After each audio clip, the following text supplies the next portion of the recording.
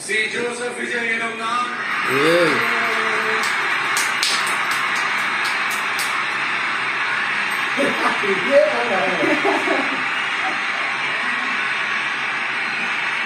சட்டப்படி அமைக்கப்பெற்ற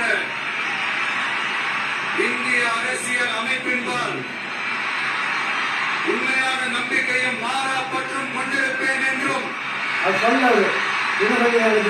இந்திய நாட்டின் ஒப்பில்லாத முழு முதல் ஆட்சியையும் ஒருமையையும் நிலை நிறுத்துவேன் என்றும் தமிழ்நாட்டு அரசின் முதலமைச்சராக உண்மையாகவும் உடற்சான்றின் படியும் என் கடமைகளை நிறைவேற்றுவேன் என்றும் அரசியல் அமைப்பிற்கும் சட்டத்திற்கும் இணங்க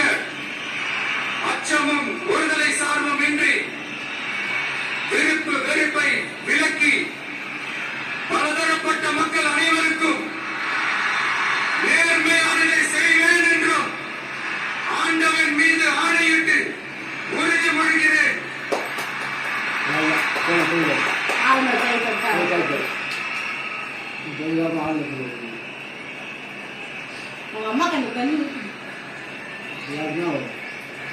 ஜோசப் விஜய் எனும் நான்